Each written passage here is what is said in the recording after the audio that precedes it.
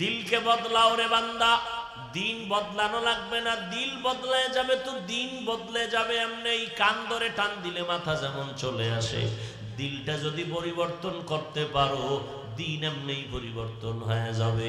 আজকে নামাজ পড়তে ভালো লাগে না, দিল বদলায় দেও, দেখবা নামাজের জন্য তোমার মন কান্না শুরু করবে। আজকে তোমার দাড়ি রাখতে ভালো লাগে না, অথচ তুমিও মুসলমান আমিও মুসলমান। এ যুবক, তোমার আমার আল্লাহ এক না আলাদা? ও আল্লাহর বান্দারা, আপনাদের নবী আমার নবী এক, আপনাদের কোরআন আমার কোরআন এক, আপনাদের আল্লাহ আমার আল্লাহ এক, আপনাদের ধর্ম আমার ধর্ম এক, আপনাদের কোরআন আমাদের কোরআন এক, আমাদের আপনার কাবা আমার কাবা এক, আপনাদের কালেমা আমার কালেমা, দুনিয়াতে আসছি তাও এক। বিদায় বেলা কাফনের সংখ্যা হবে 3টা, তাও এক। কালার হবে আলাদা না? কালারও এক। কে বক্তা, কে শ্রোতা, কে ইমাম, কে মুক্তাদি, কে ডাক্তার, কে রোগী, কে ধনী, কে গরিব, ভেদাভেদ নাই। আমি বক্তা মরিয়া গেলে আমার সম্মানে একটা কাফন কেউ বাড়াইয়াও দিবে না।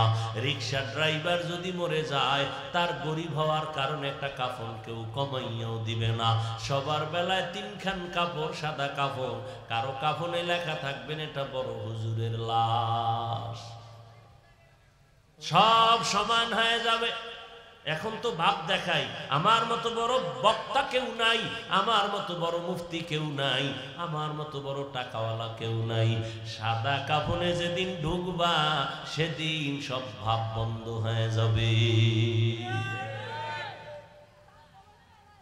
সব ভাব বন্ধ হয়ে যাবে। তুমিও মুসলমান আমিও মুসলমান। যুবক,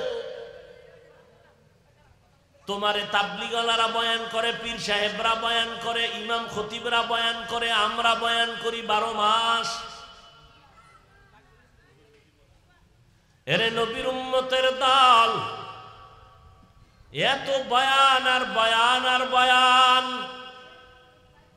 আমি টুপি মাথায় না দিলে লজ্জা লাগে, আর তুমি যুবক টুপি মাথায় দিতে লজ্জা লাগে।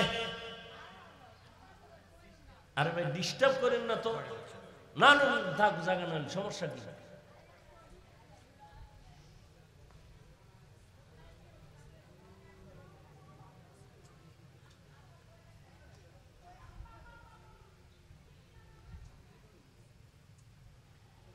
কি বলতেছিলাম?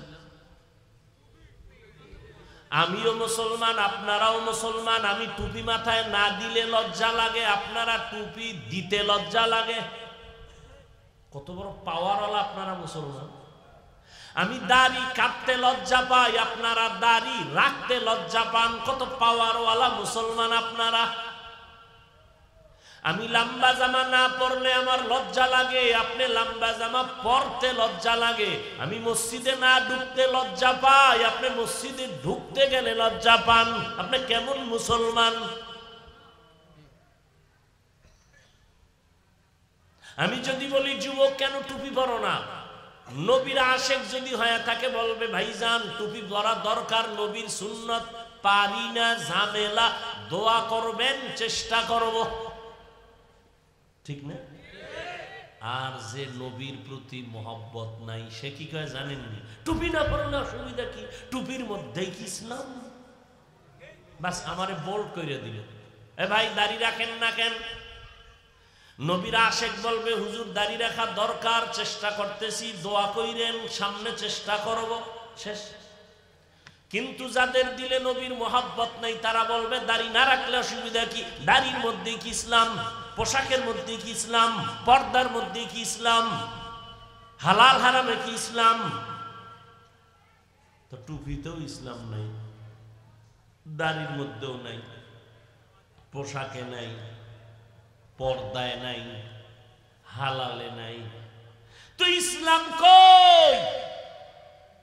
আমেরিকায় না? তোমার আব্বা কোন সিন্ধুকে তালা মাইরা রাখছে? খুইলা বের করো, ইসলাম কোথায়? তোমার চাপার মধ্যে ইসলাম। সরকারের বাহিনীদের পোশাকের মূল্য আছে না নাই? হ্যাঁ, র্যাবের চাকরিতে ওকে আপনাদের ফেনীর ছেলে পরীক্ষা দিয়ে পাস, কালকে জয়েন দাও, বেতন তোমার 40,000 শুরু। স্যার একটা দাবি আমার, আপনি সব বলবেন মানি, শীতের রাত্রে পানির মধ্যে দাঁড়ায় থাকতে হবে, তাও দাবি একটা, কালা পোশাকটা পরুম না, আমি ভয় পাই। বলে গেট আউট। ঠিক নেই?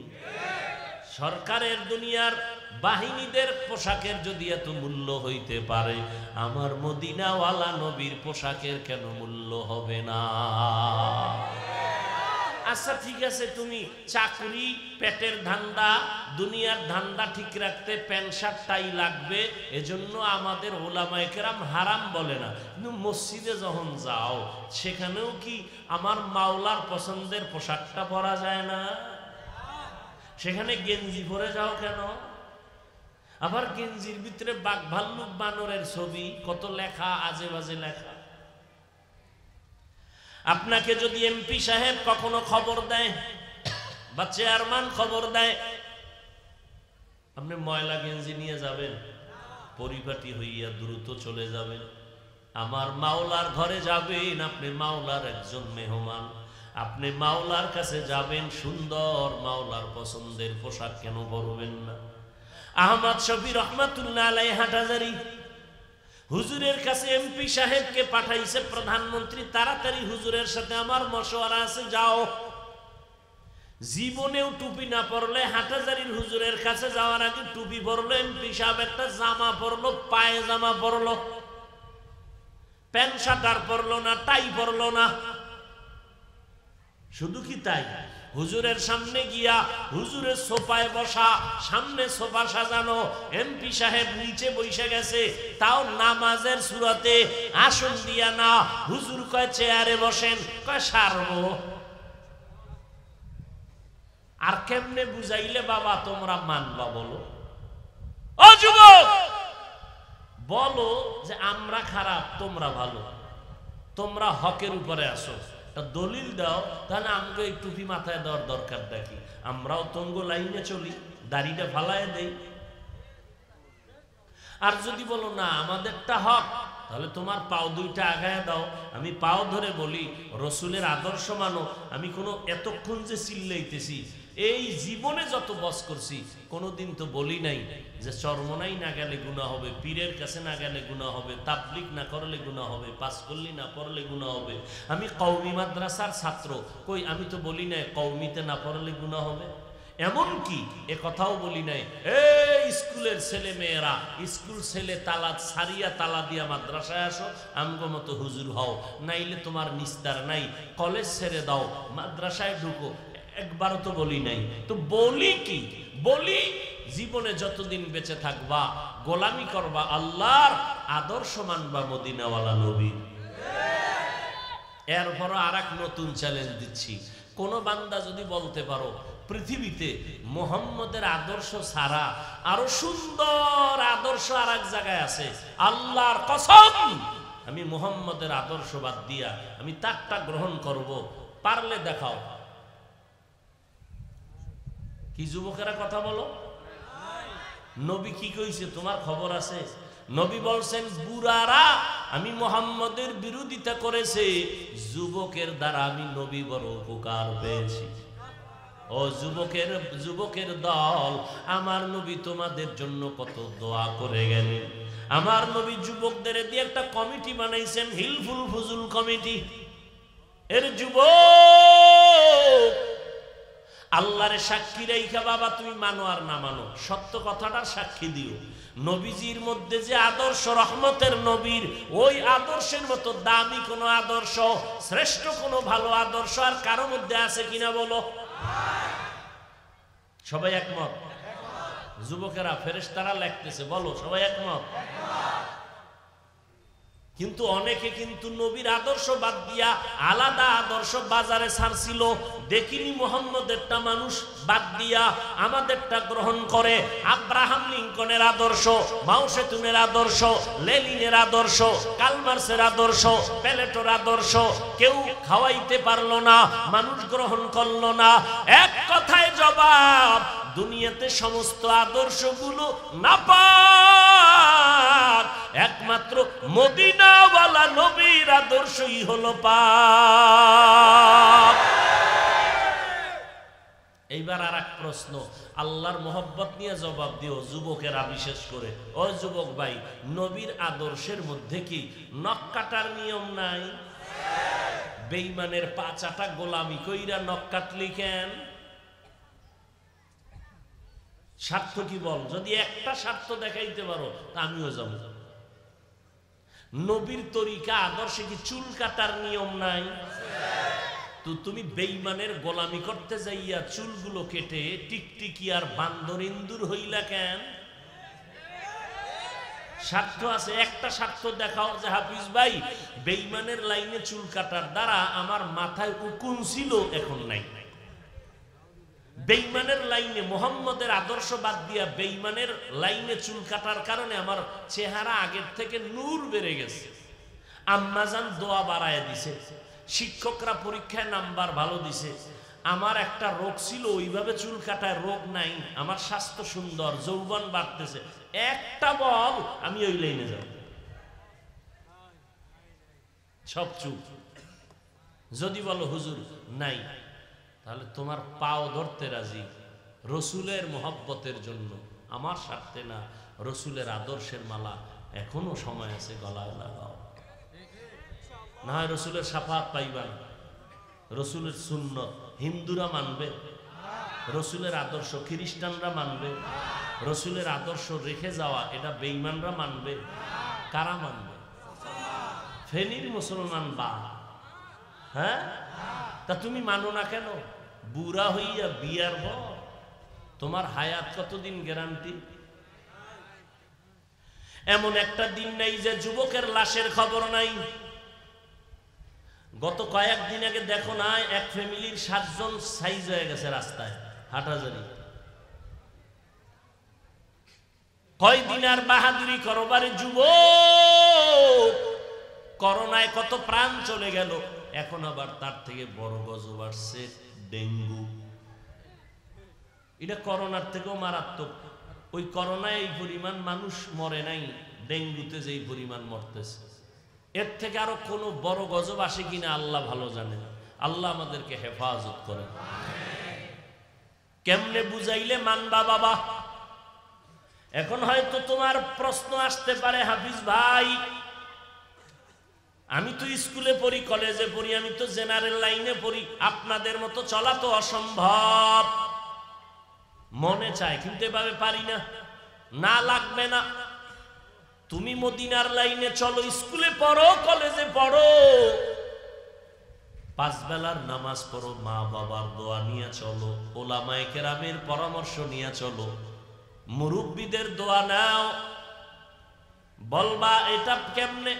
ডানে বামে তাকায় দেখো, তোমার মতো যুবক স্কুল কলেজে পড়ে, 5 বেলার নামাজ পড়ে আছে না নাই? আল্লাহ যদি তখন জিজ্ঞাসা, তুই পারলি না কেন, কি জবাব দিবা তখন আল্লাহর কাছে? এই তোর ক্লাসের যুবকটা নামাজ পড়ছে 5 বেলা, তুই বললি না কেন? কি জবাব দিবা? তোমার মতো যুবক তাকায় দেখো, রাস্তায় গাড়ি চালায়, 5 বেলার নামাজ ছাড়ে না, তুমি কেন পারো না? তোমার মতো যুবক তাকায় দেখো, ময়দানে কৃষি কাজ করে, সময় মতো নামাজ পড়ে, গামছা বিছাইয়া, তুমি কেন পারলা না? তোমার মতো বান্দা RAB, army, police, BDR, doctor, professor, engineer 5 বেলার নামাজ পড়ে, তুমি কেন পারো না? তোমার মতো যুবক তাকায় দেখো, নদীর মধ্যে মাছ ধরে, নামাজ ছাড়ে না, তুমি কেন পারো না? ও বুড়া বাবাজিরা, আপনার মতো কত বুড়া হাতের মধ্যে লাঠি নিয়ে টোকাইয়া মসজিদে যাইয়া 5 ওয়াক্ত নামাজ পড়ে, আপনি কেন পারবেন না? এরে পর্দার আড়ালের আম্মা জানেরা, বোনেরা, এরে আম্মা জান, আপনাদের এত সম্মান, আপনারা নবীদের মায়ের মতো মা, আপনারা সাহাবায়ে কেরামদের মায়ের মতো মা, আপনারা খাদিজা রাদিয়াল্লাহু আনহার মতোই নারী, আপনারা আয়েশা রাদিয়াল্লাহু আনহার মতো নারী, আপনারা ফাতেমা রাদিয়াল্লাহু আনহার মতো নারী, আপনারা ঈসা নবীর মা মারিয়াম আলাইহাস সালামের মতো নারী, আপনারা ইসমাইল নবীর মা হাজেরা আলাইহাস সালামের মতো নারী, আপনারা বেঈমান ফেরাউনের স্ত্রী আসিয়া কত ভাগ্যবতী নারী। বেঈমান ফেরাউন, আল্লাহর লানত ওর উপরে অল টাইম। যেই ফেরাউনের উপরে আল্লাহর অভিশাপ, জমিনে কেউ তারে পছন্দ করে না। আর ওর ঘরের মধ্যে আসিয়া হলো এমন দামি, কিয়ামতের ময়দানে জান্নাতের ভেতরে আমার বিশ্ব নবীর সাথে আসিয়ার বিবাহ হয়ে যাবে। আপনারা তো সে আসিয়ার মতো নারী। এরে আম্মা জান, আপনাদেরকে আল্লাহর নবী কত মর্যাদা দিয়েছেন। কালান নবী সাল্লাল্লাহু আলাইহি ওয়া আলিহি ওয়া সাল্লাম, আদ-দুনিয়া কুল্লুহা মাতা, খায়রু মাতা'id দুনিয়া আল ইমরাতুস সালিহা। দুনিয়াতে নারীদের মতো নেককারিনী যারা, তাদের মতো দামি কেউ নাই। এই জমিনে এসপি সাহেবের ব্যবহার ভালো, ওসি সাহেবের ব্যবহার ভালো, এমপি সাহেবের ব্যবহার ভালো, ডিসি সাহেবের ব্যবহার ভালো। আল্লাহর কসম, এটা তাদের ব্যক্তিগত কোনো বাহাদুরি না, এগুলো সব হলো মায়ের অবদান। আল্লাহ তাআলার নবীর উপরে আল্লাহ মানুষের জন্য দুই জিনিস দিলেন, ব্যক্তি আর কিতাব। ব্যক্তির মধ্যে শ্রেষ্ঠ আমার নবী, কিতাবের মধ্যে শ্রেষ্ঠ হলো কোরআন। আমার নবী 40 বছর পর্যন্ত কোনো দাওয়াতের কাজ নাই, কোরআন আসে নাই, দাওয়াত নাই, নামাজের দাওয়াত নাই, কালেমার কথা নাই। দীর্ঘ 40টা বছর আমার নবী বাইতুল্লাহর দূরে একটা হেরা পাহাড় আছে, অনেক উঁচু পাহাড়। নবী ওখানে যাইয়া ওই পাহাড় বেয়ে বেয়ে উপরে উঠা, ভেতরে একটা গর্ত, ওখানে বসে আমার নবী আল্লাহর ধ্যানে সময় কাটাচ্ছেন। একদিন দুদিন না, মাসকে মাস, সপ্তাহকে সপ্তাহ। আম্মা জান খাদিজা রাদিয়াল্লাহু তাআলা আনহা, আম্মা জান মহিলা মানুষ হইয়া একা একা, চতুর্পার্শ্বে নবীর দুশমন, ওই পাথরের বিশাল উঁচু পাহাড় বেয়ে বেয়ে পড়ে যাইয়া আম্মা জান খাদিজা আমার নবীরে নাস্তা নিয়ে পৌঁছায় দিতে। এইবার একটা প্রশ্ন যারা জ্ঞানী সচেতন তাদের কাছে, বাইতুল্লাহর দাম বেশি না হেরা পাহাড়ের দাম বেশি? দেখছেন মিয়া, বাইতুল্লাহর দামের কথা কইবেন তো আপনারা টেনশনে পড়ে গেছেন না? বাইতুল্লাহর দাম তো কোরআনের আয়াত দ্বারা স্বীকৃত। ইন্না আউওয়ালা বাইতি উযিআ লিন-নাস লাল্লাযী বিবাক্কাতা মুবারাকাও ওয়া হুদা, মুবারাকাও ওয়া হুদাল লিল আলামিন। আল্লাহ কোরআনে বলেন, আমি জমিন বানাইয়া প্রথম জমিনে একটা ঘর বানাইলাম, হেদায়েতের ঘর। মুহাম্মদ বানাইলাম, হেদায়েতের ব্যক্তি। কিতাব দিলাম কোরআন, হেদায়েতের কিতাব। কারণটা কি? আমি আল্লাহ বসবাসের ঘর না বানাইয়া আমি আল্লাহ কেন ইবাদতের ঘর আগে বানাইলাম? জমিন মাত্র বানানো কমপ্লিট, এখন প্রথম আল্লাহ জমিনে কাজ করলেন, বাইতুল্লাহ বানাইলেন। বাক্কা নগরীর ভেতরে আল্লাহ ইবাদতের ঘর বানাইয়া বসবাসের ঘর কেন বানান নাই? আল্লাহ বলে, জমিনের চিফ গেস্ট মানুষ, এদেরকে আমি জমিনে পাঠাবো ইবাদতের জন্য, এদের বসবাসের জন্য আমি জমিনে পাঠাবো না। অতএব মানুষ জমিনে করবে ইবাদত, জান্নাতে করবে বসবাস। জিন্দেগি মে বন্দেগি তু করনা হে,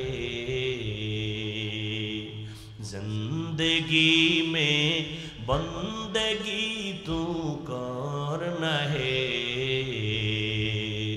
जिंदगी बे बंदगी शर्मिंदा है, जिंदगी बे बंदगी शर्मिंदा है।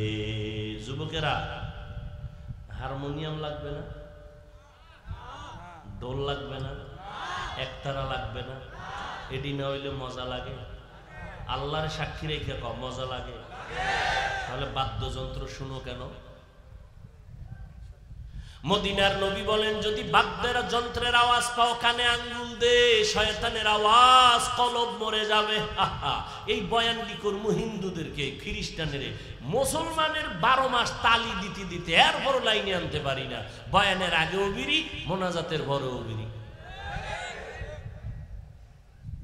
এই বয়ান হিন্দুদের যদি করতাম 6 মাস 1 ঘন্টা করে যদি ডেইলি আমি হিন্দুদের মন্দিরগুলোতে ঘুরে ঘুরে ওয়াজ করতাম, ইনশাআল্লাহ এরা সব মদিনার আশায় খায়া যেত। আর মুসলমান দাবি করে মুসলমান, চেহারার দিয়ে তাকাইলে ওরে পুরা উলঙ্গ না করা পর্যন্ত প্রমাণ হবে না এটা আসলে মুসলমানের বাচ্চা না ভিন্ন জাতের বাচ্চা। আল্লাহ হেদায়াত দান করুন।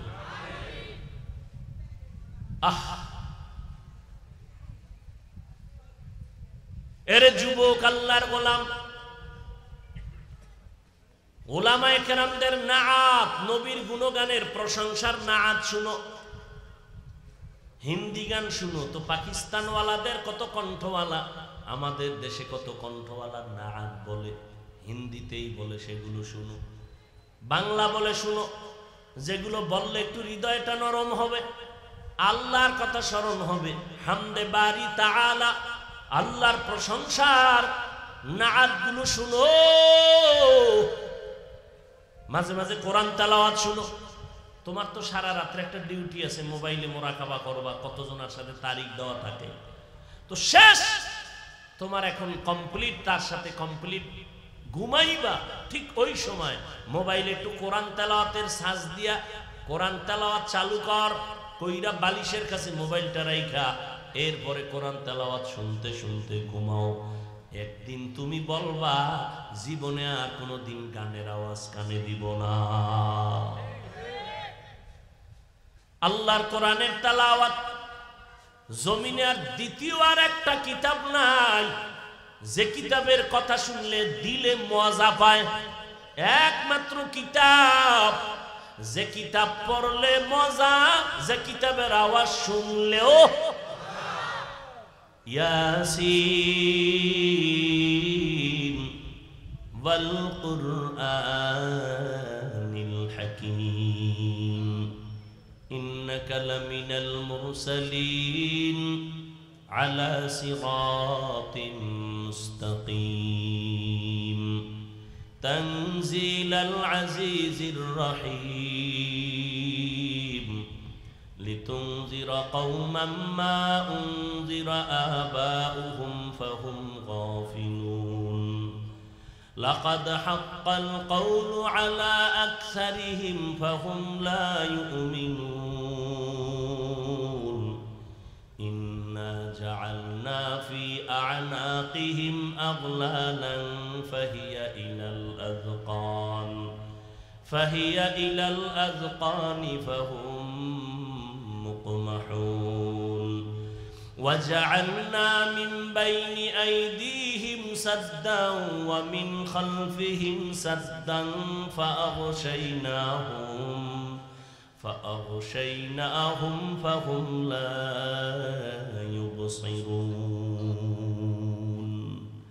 আল্লাহর কোরআনের তেলাওয়াত শুনো, দিলটা নরম হয়ে যাবে, প্রশান্তি আসবে, মনে হইবে দুনিয়াতে মনে হয় আমি নাই, অন্য এক জগতের মধ্যে আছি।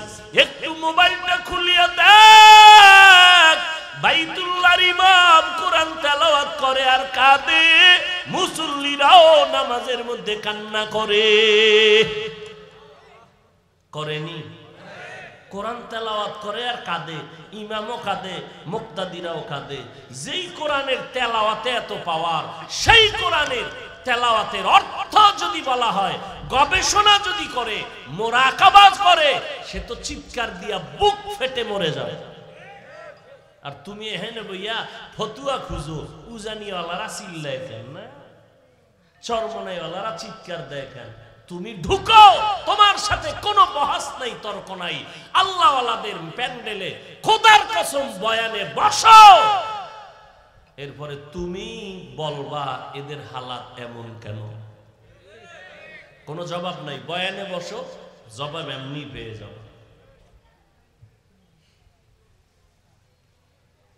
সমালোচনা বাদ দিয়া নিজের হিসাব নাও তাড়াতাড়ি। আজরাইল কিন্তু ধাক্কা দিতেছে বারবার, নিজের হিসাব মিলাও। दुनिया में हो दुनिया का ताल्लुक़ न हो, बाजार से गुजर हो खरीदार न हो। दुनिया में हो दुनिया का ताल्लुक़ न हो,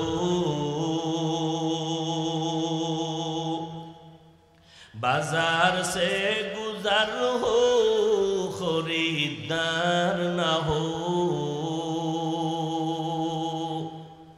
ये दुनिया एक मिसले कागज़ फूल है, ये दुनिया एक मिसले कागज़ फूल है। जिंदगी में बंदगी तू करना है, जिंदगी में बंदगी तू करना है।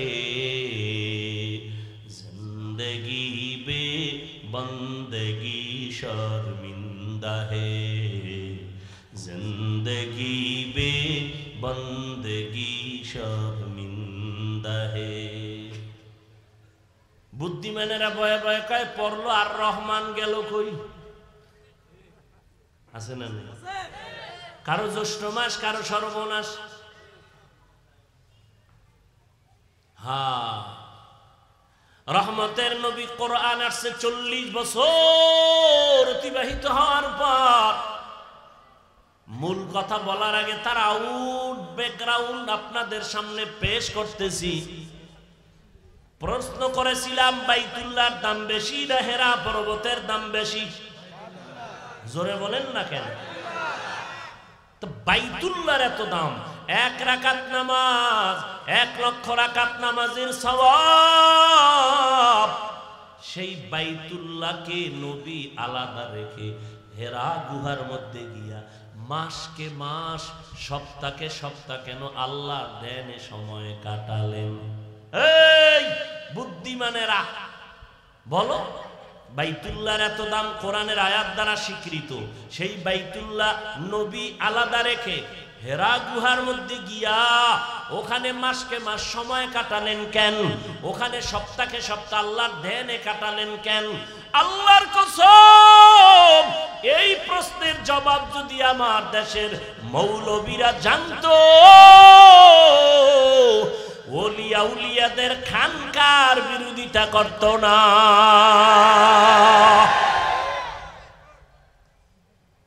এই জন্য কইছি তর্ক নাই, বয়ানে বস।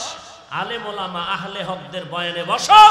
রশিদিয়ায় মাসে একবার ইসলাহি ইজতেমা হয়, যাও ওখানে বড় বড় আলেমরা বয়ান করে, শুনো, কোনো প্রশ্ন থাকবে না, সব হল হয়ে যাবে।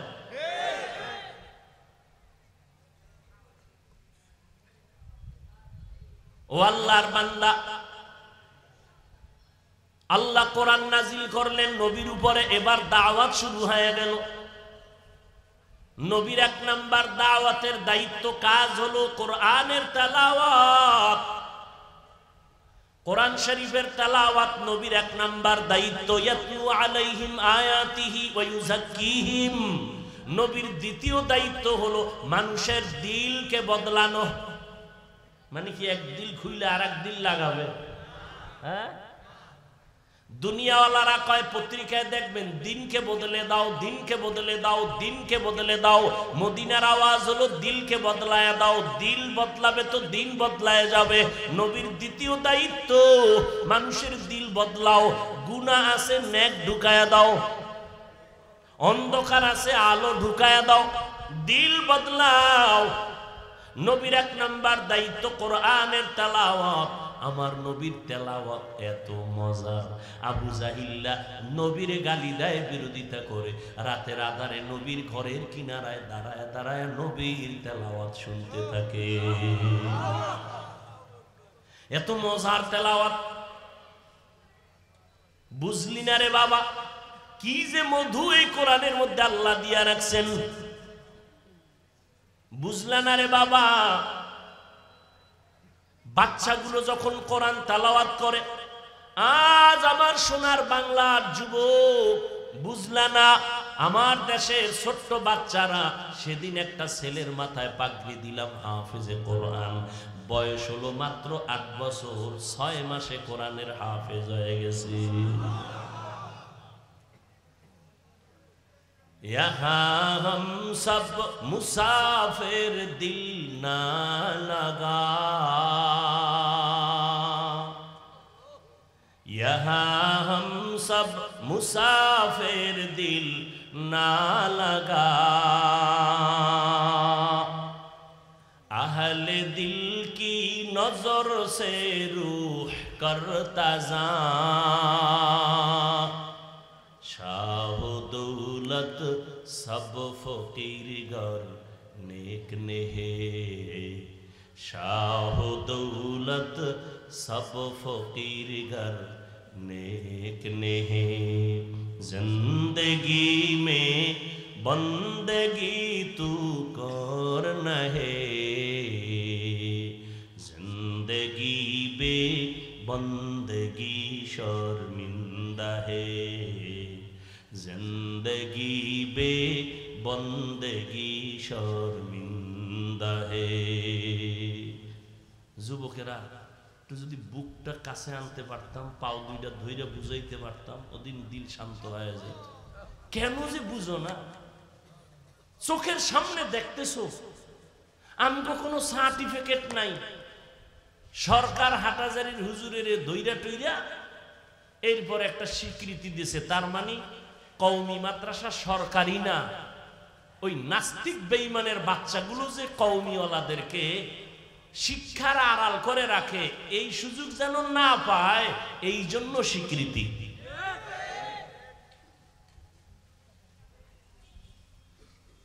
প্রধানমন্ত্রীর বিরুদ্ধে আপনজনেরাও বলছিল, কি দরকার কওমিওয়ালাদেরকে এত মাথায় উঠাইলেন কেন? প্রধানমন্ত্রী বলেছিল, কওমির সন্তানেরা কি আমার দেশের বাইরের না আমার দেশের? বলে আমার দেশের। কয় ওদের অন্ধকারে রাখলে ভালো নাকি আমগো নজরে রাখলে ভালা? আর কি কইব? কয় নজরে রাখলে ভালা। কয় তো নজরই রাখছি, কিন্তু আমাদের স্বকীয়তা নষ্ট করা হয় নাই, আমাদের স্বাধীনতা আগেও যেমন ছিল এখনো তেমন আছে, তবে আমাদের সম্মান বেড়ে গেছে। ওই যারা দুনিয়ামুখী শিক্ষা নিয়ে চলে, এখন ওদের কাছে কওমিওয়ালা সন্তান দাঁড়াইলেও সম্মান করতে বাধ্য। ও আল্লাহর বান্দারা, ভালো করে বুঝো, অহংকারী করি না রে বাবা। যদি বাহাদুরি করতাম, ভাব দেখাইতাম, আজও পর্যন্ত এত তুফানের মাঝে আমি বান্দার টিকা বড় কঠিন হয়ে যেত, ঠিক নি? আমার মালিক আমার আল্লাহ কত দয়ার মালিক। আল্লাহ তাআলা বলেন, আমি যারে সম্মান দিতে চাই তার কোনো যোগ্যতা যাচাই করি না, আমি সম্মানের জায়গায় বসাইয়া যা লাগে তা দিয়ে দেই। আল্লাহ কয়, আমি যারে পছন্দ করব, আমি তো চেহারা দেখে পছন্দ করি না, যদি করতাম তো বেলালেরে করতাম না। আফ্রিকার জঙ্গলের বেলাল, আশারায়ে মুবাশশারা 10 জন জান্নাতি সাহাবাদের মধ্যে তার নাম নাই, কিন্তু বেলালের এত দাম, এত দাম। মদিনার নবী বলেন, আমি বেলালের জান্নাতে হাঁটার আওয়াজ শুনে আসছি। যেই বেলালের কথা জবানে একটু বাজে, আফ্রিকার জঙ্গলের সে কালো বেলাল। আল্লাহ টাকা দেইখা তোমারে ধাম করে উপরে উঠাবেন না, তাহলে গরিব কেউ উঠতে পারতো না। আল্লাহ চায় তোর কলবটা নরম নি, তোর দিলটা বিনয়ী নি, তো আমি সেখানে রহমতের বাড়ি দ্বারা জারি করে দিব। রে আল্লাহর বান্দারা, রহমতের নবী কোরআন তেলাওয়াত করে শুনান আর বলেন এক আল্লাহর ইবাদত করো, রহমানের ইবাদত করো। মুশরিকরা বারবার খালি শুধু শুধু প্রশ্ন করে নবীর আটকাইতে চায়। আল্লাহ কয় নবী আপনাকে আটকাইতে পারবে না, কারণ জমিনের মধ্যে আমি হলাম জ্ঞানের ভান্ডার। আপনাকে আমি আল্লাহ জ্ঞানের ভান্ডার দিয়ে দিলাম কোরআন শরীফ। কোরআন যার কাছে আছে এর মতো বুদ্ধিজীবী দুনিয়াতে আর কেউ নাই। এমন দেশে বুদ্ধিজীবী আছে না? জিজ্ঞান তো আপনার জিবি কত, 4 না 10 না 1 জিবি না 2 জিবি? একজনকে আমার জিবি নাই, হ্যাং হয়ে গেছে। এই যে এই সমস্ত বুদ্ধিজীবীর বুদ্ধির জিবি নাই, এরা আলেমের গালি দেয়। আল্লাহ হেদায়েত দান করুন। পৃথিবীর শ্রেষ্ঠ বুদ্ধিজীবী কারা? মাওলার জ্ঞানের ভান্ডার কোরআন যার সিনায় আছে তারা। এ কোরআন পৃথিবীর শ্রেষ্ঠ একটা কিতাব। এই কিতাবের মতো বিজ্ঞান গ্রন্থ জমিনে আর একটাও নাই। মুফাসসিরিনে কেরাম বলেন দার্শনিকরা যদি কোরআন অধ্যয়ন করে তারা বলতে বাধ্য হবে দর্শনের কিতাব কোরআন ছাড়া আর একটাও নাই। ডাক্তারি লাইনে যারা পড়ে এরা যদি কোরআন অধ্যয়ন করে বলবে ডাক্তারি লাইনের কোরআন এত দামি, এর মতো আর একটা কোনো কিতাব নাই। আল্লাহ বলেন অনুনাজ্জিলু মিনাল কুরআন মা হুয়া শিফা ওয়া রাহমাতুল লিল মুমিনিন। কষ্ট হইতেছে আপনাদের? আমার তো কষ্ট হইতেছে, কঠিন, যেটা বোঝানো যাবে না। আর সমস্ত দুনিয়ার মেধাবী স্কলার, ডাক্তার, স্বাস্থ্য বিজ্ঞানীরা একমত, কথা বলার মতো কষ্টের কাজ জমিনে কিছুই নেই।